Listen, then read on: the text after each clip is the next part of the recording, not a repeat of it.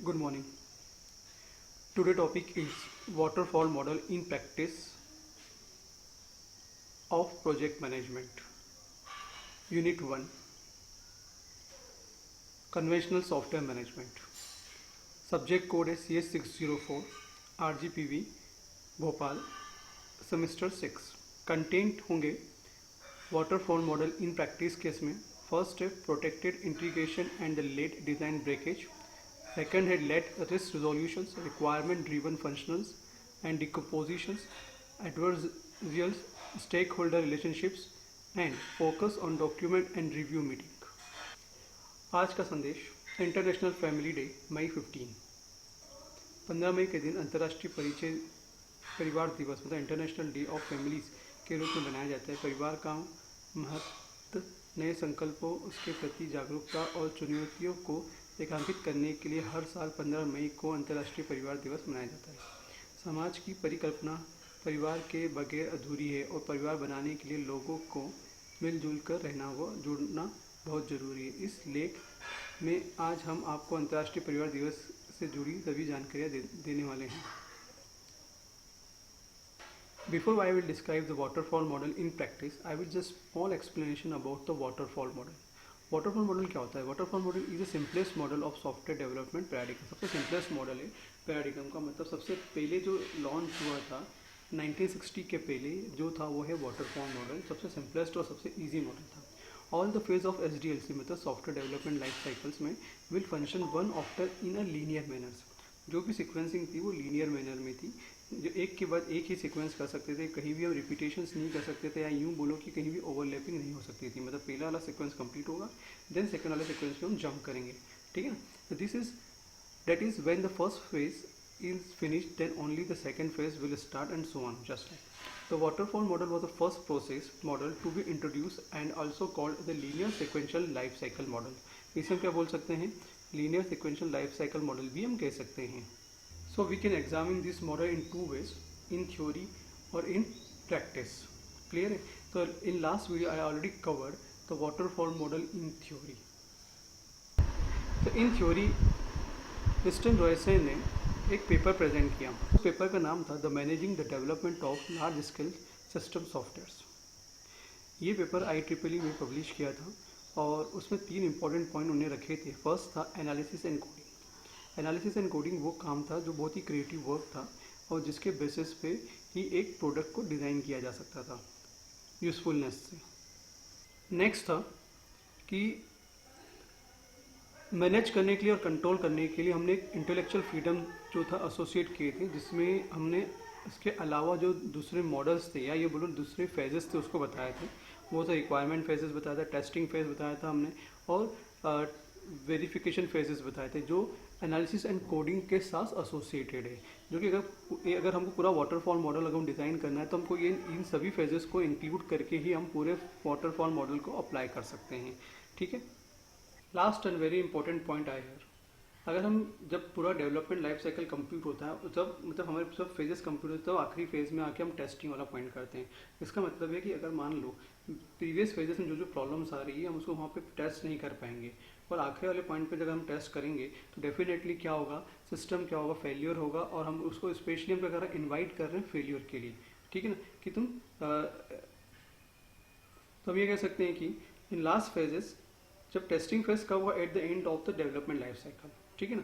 जब पूरा life cycle complete होने वाली होगी और उसके एंड में टेस्टिंग की जाएगी.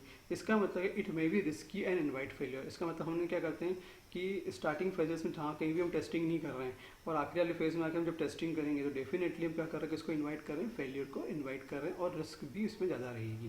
क्लियर है. अब now let's start the waterfall model in practice. अब तक तो हमने थ्योरी के बारे में बता दिया कि थ्योरी क्या थी. ठीक है ना. एक समराइज कर दिया.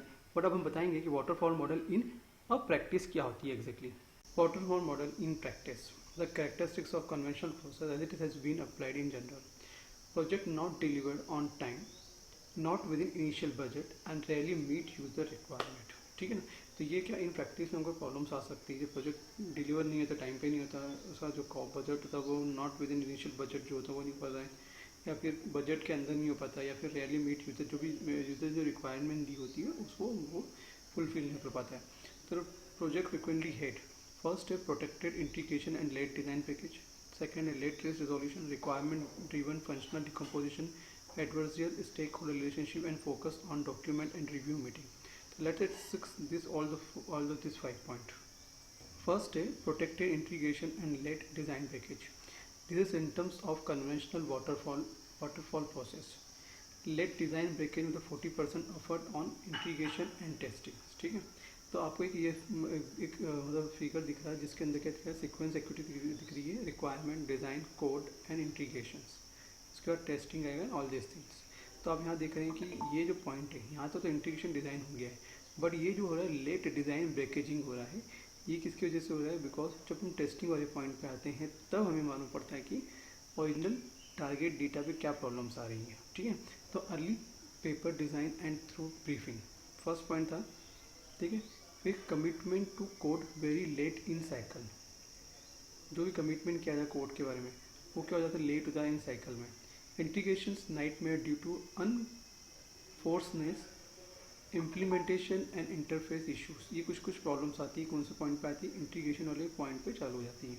Unforeseen implementations and interface issues आपको दिखाई देंगे. Heavy budget and schedule pressures, आपको बजट भी हैवी होता है एंड शेड्यूल जो होता है उसका प्रेशर भी ज़्यादा होता है. Late shoehorning and non optimal fixes with no time for redesign. मतलब आपका ये जो प्रोजेक्ट बनता है वो बनते बनते टाइम लग जाता है और उसको आपको रीडिज़ाइन करने की, आपको जब मान लो कोई भी इश्यूज आती है तो उसको आपको रीडिज़ाइन करने की पॉसिबिलिटीज़ ही नहीं बन पाती हैं.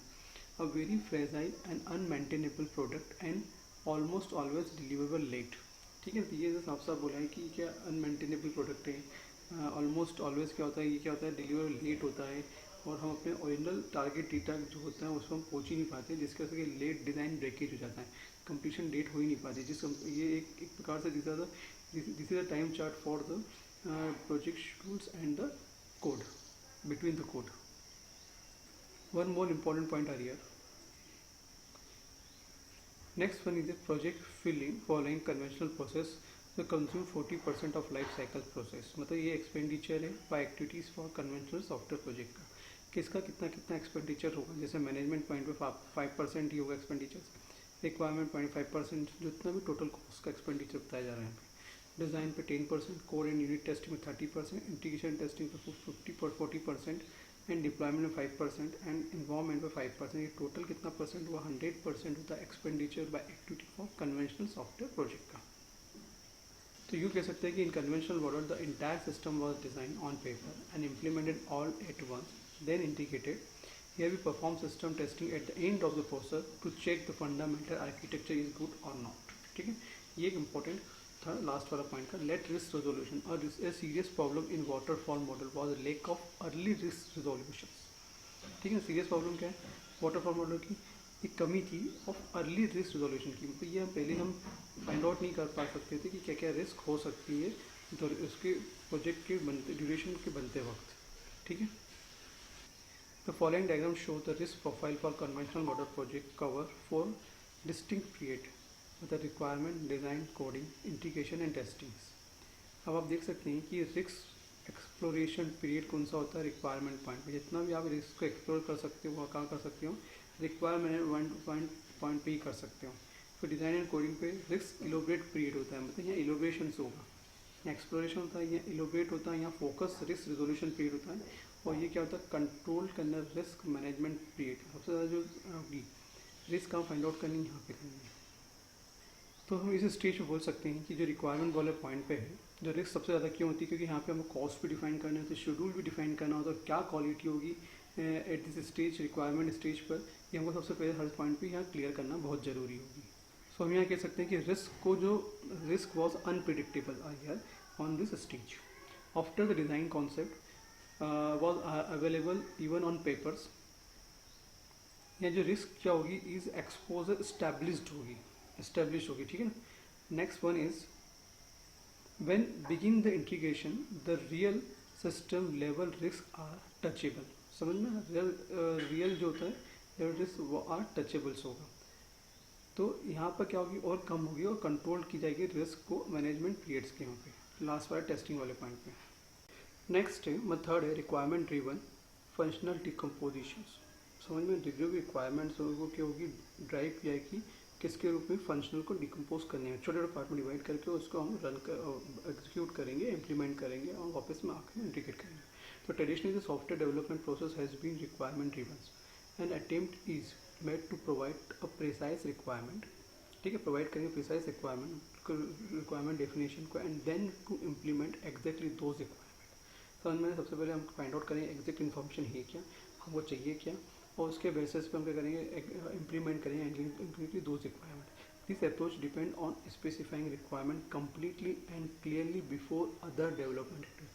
मतलब पहले हम क्या करना पड़ेगी, हमको इस पॉइंट पे कि जितनी भी रिक्वायरमेंट्स है क्लियर करनी पड़ेगी और उसके बेसिस पे हमें करना पड़ेगा डेवलपमेंट की एक्टिविटी स्टार्ट करनी पड़ेगी.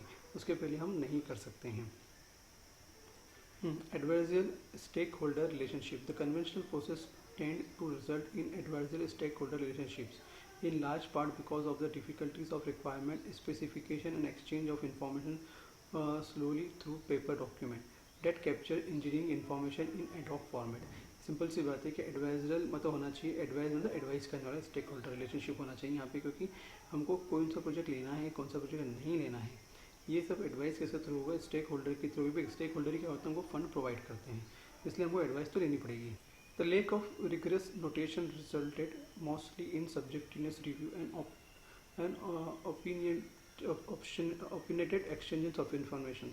इसका मतलब है कि सिंपल सी बात है कि एक ये एडवाइजर स्टेक होल्डर रिलेशनशिप्स है, जिसके अंदर हमको क्या करना पड़ेगा, हमको कहीं ना कहीं हद तक जो कॉन्ट्रैक्ट करना पड़ेगा किसके साथ. जब भी हम नया प्रोजेक्ट बनाते हैं तो कॉन्ट्रैक्ट के साथ करना पड़ेगा हमको, कस्टमर के साथ करना था. Contracted period a draft contract deliverable document constitute and intermediate artifact and deliverables. मतलब हमसे पहले जो भी क्योंकि पैसा स्टेक होल्डर लगा रहा, तो पैसा स्टेक होल्डर लगा रहा मतलब वो पहले पेपर डॉक्यूमेंटेशन मांगेगा आपसे. पेपर डॉक्यूमेंटेशन की बात कर बोलेगा कि आप जिस कस्टमर के साथ भी आप वर्क कर रहे हैं उसके साथ उसका पूरी डीलिंग होनी चाहिए. ठीक है, क्लियर कर डीलिंग होनी चाहिए, कितने दिन में क्या होगा, ये सब चीज़ आपको क्लियर करना होगी. अप्रूवल्स होना चाहिए, कस्टमर के अप्रूवल चाहिए, जो आपने बनाया, जो डॉक्यूमेंटेशन आपने बनाया वो अप्रूवल है या नहीं, जो आर्किटेक्चर बना रहे हैं वो सही है या नहीं, उसके भी अप्रूवल उनसे लेना पड़ेंगे. इसके बाद आपको इंटरव्यू भी लेना पड़ सकते हैं, क्वेश्चनरीज भी करना पड़ सकती है बार बार उनके साथ मिलकर, ये सब चलती रही. मीटिंग भी करनी पड़ सकती है आपको बार बार. Customer was expected to provide comments, दे सकता है. ठीक है, typically within 15 to 30 days के अंदर दे सकता है. Contractor incorporate this comments and submitted typically 15 to 30 days final version for approvals. ठीक है, ये एक वर्किंग चलती रहेगी कब तक ये प्रोजेक्ट कंप्लीट नहीं हो जाता. इसलिए हमको एडवाइजर स्टेक होल्डर रिलेशनशिप बनाए रखनी पड़ेगी जब तक कि स्टेक होल्डर हमको पैसा देता रहेगा, फंड्स देता है, क्योंकि स्टेक होल्डर ही फंड देता है ना प्रोजेक्ट के लिए. तो हमको ये रिलेशनशिप मेंटेन करनी पड़ेगी. Last one is focus on document and review meetings. The conventional process focused on providing various documents you did attempt to describe the software product with insufficient focus on producing tangible increment of the product themselves. So and the review meeting were costly and not productive. देखो क्या बोला sir, the conventional process focused on providing various documents that attempt to describe the software product, जो किसी बारे में software product के बारे में बताता है. तो विथ इनसफिशिएंट फोकस, जो क्या होता है, इनसफिशिएंट फोकस होगा on producing tangible increment of product themselves. ठीक है, जो कि क्या होता है, प्रोजेक्ट को टेंजिबल तरीके से उसको इंक्रीमेंट नहीं कर पाते. And this review meeting were costly and not productive. मतलब कई बार क्या होता है, ये रिव्यू मीटिंग क्या होती है, कॉस्टली पड़ जाती है, जबकि इसमें हमको कोई भी प्रोडक्टिव वर्क नहीं मिल पाता है. ठीक है, तो ये था waterfall model in a practice. Clear है? तो आपको समझना चाहिए कि प्रोजेक्ट स्टेक होल्डर होता क्या है. जब हमने प्रोजेक्ट स्टेक होल्डर की बात की थी, मतलब इसके अंदर वाटरफॉल मॉडल इन प्रैक्टिस के अंदर, तो आपको मालूम होना चाहिए कि स्टेक होल्डर होते हैं कौन. Stakeholder are the people जो involve in affect by project activities. Stakeholder included the project sensor and project teams, support staff, customers, users, supplier, opponent to the project. These are the project stakeholder related to the during the project. So I think this topic will be covered here. Waterfall model in practice. Thank you. And please subscribe my channel and click the bell icon button.